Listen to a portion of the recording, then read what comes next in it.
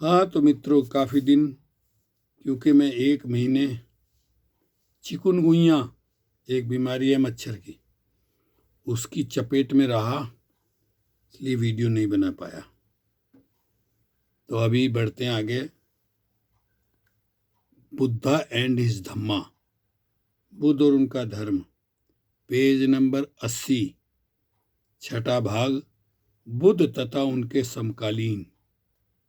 Number 1, समकालीन। जिस समय गौतम ने प्रव्रजा ली, देश में बड़ी मानसिकता उथल पुथल मची हुई थी। ब्राह्मणी दर्शन के अतिरिक्त कोई 62 दार्शनिक मत और थे। ये सभी ब्राह्मणी दर्शनों के विरोधी थे। उनमें से कम 6 ध्यान ये देने योग्य थे। दूसरा, इन दार्शनिक परंपराओं में से एक के मुखिया का नाम पूर्ण काश्यप था। उसका मत अक्रियावाद कहलाता था। उसकी स्थापना थी कि कर्म का आत्मा पर किसी तरह भी से कोई प्रभाव नहीं पड़ता। चाहे कोई किसी काम को करे चाहे कराए, चाहे कोई किसी को स्वयं मार डाले चाहे मरवाए, चाहे कोई स्वयं चोरी करे या डाका डाले, चाहे किसी से चोरी कराए और डाका डलवाए, चाहे कोई स्वयं व्यभिचार करे या किसी से करवाए, चाहे कोई स्वयं झूठ बोले चाहे किसी से बुलवाए, आत्मा पर किसी बात का कोई प्रभाव नहीं पड़ता। कोई कार्य कितना भी जघन्य हो, आत्मा को पाप से लिप्त नहीं करता। कोई कार्य कितना भी अच्छा हो, आत्मा को पुण्य से युक्त नहीं करता। आत्मा पर कोई क्रिया ही नहीं होती।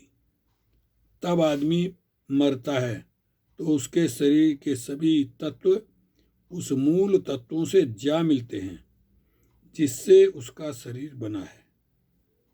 मरने के बाद कुछ नहीं बचता, न शरीर और न आत्मा।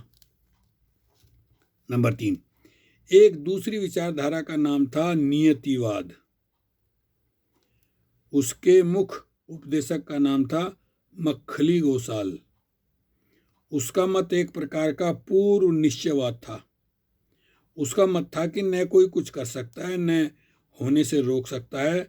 घटनाएं घटती हैं, कोई स्वेच्छा से उन घटनाओं को घटा नहीं सकता, न कोई दुख को दूर कर सकता, न कोई उसे घटा बढ़ा सकता। आदमी पर संसार में जो कुछ बीतने को है वही बीत कर रहता है। नंबर 4, तीसरा मत उच्छेदवाद कहलाता था। इसका मुख्य उपदेशक अजित केस कंबल था। उसका मत एक प्रकार का संपूर्ण नाशवाद था। उसकी शिक्षा थी कि यदि यज्ञ और होम बेकार हैं, कर्मों के कोई ऐसे फल नहीं होते जिन्हें आत्मा भोग सके, वे उससे भुगतने पड़े। न कहीं कोई स्वर्ग है न नरक। आदमी का निर्माण दुख के कुछ तत्वों से हुआ है, आत्मा उनसे बच नहीं सकता। संसार में जितना भी कष्ट है, जितना भी दुख है, आत्मा का उससे कहीं किसी तरह का वाण नहीं, किसी तरह का त्राण नहीं। यह कष्ट या दुख स्वयं अनायास समाप्त हो जाएगा। आत्मा को 84 लाख योनियां धारण करनी पड़ेंगी, तभी आत्मा के कष्टों और दुख का अवमान होगा, इससे पहले किसी तरह नहीं। नंबर 5, चौथा मत अन्योन्यवाद कहलाता था। इस मत के मुखिया का नाम पकुध कच्चायन था। उसका उपदेश था कि 7 तत्वों से प्राणी का निर्माण होता है: पृथ्वी, जल, तेज, वायु, सुख, दुख तथा आत्मा। प्रत्येक तत्व दूसरे से स्वतंत्र है, एक का दूसरे पर प्रभाव नहीं पड़ता। वे अपने में संपूर्ण हैं और वे सभी नित्य हैं। उनका किसी भी तरह नाश नहीं हो सकता।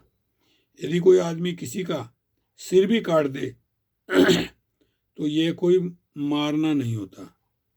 यह तो इतना ही है कि शस्त्र 7 तत्वों में प्रवेश कर गया। नंबर 6, संजय बेल्ठी पुत्र का अपना ही एक निजी दार्शनिक मत था। यह विक्षेपवाद कहलाता था। यह अंतिम दर्जे का संदेहवाद था।